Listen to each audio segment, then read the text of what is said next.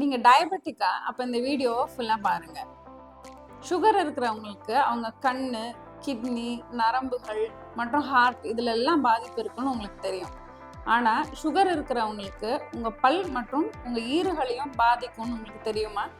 Hi, I am doctor Anandhi, periodontist and implantologist, Apollo dental clinic, Karuvampalayam, Tiruppur. Sugar இருந்தால் ஒரு infection வந்தாலோ ஒரு காயம் பட்டாலோ அவ்வளோ சீக்கிரமாக ஆறாது. அதே மாதிரி தான் உங்கள் கம்ஸில் வர இன்ஃபெக்ஷனும் அவ்வளோ சீக்கிரத்தில் சுகர் பேஷண்ட்ஸ்க்கு ஆறாது.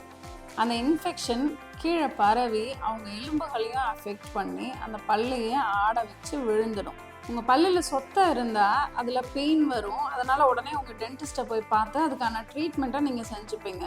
பட் கம் இன்ஃபெக்ஷனில் அந்த மாதிரி பெயினே இருக்காது. அதனால் உங்களுக்கு கம் இன்ஃபெக்ஷன் இருக்கிறதே தெரியாது.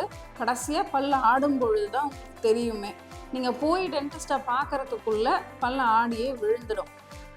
இப்போ சுகருக்கும் பல்லுக்கும் என்ன சம்மந்தம்னு பார்த்தீங்கன்னா, நம்ம உடம்புல ஒரு இன்ஃபெக்ஷன் இருக்கும் பொழுது அந்த இன்ஃபெக்ஷனில் இருக்கிற பாக்டீரியாஸ் உங்கள் பிளட் ஸ்ட்ரீமில், அதாவது உங்கள் ரத்த ஓட்டத்தோடு கலந்து உங்கள் பாடியில் இருக்கிற இன்ஃப்ளமேஷனை அதிகம் பண்ணும்.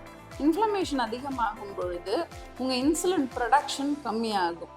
இன்சுலின் ப்ரொடக்ஷன் கம்மியாகும் பொழுது உங்கள் பிளட் குளுக்கோஸ் லெவல் ஜாஸ்தி ஆகும்.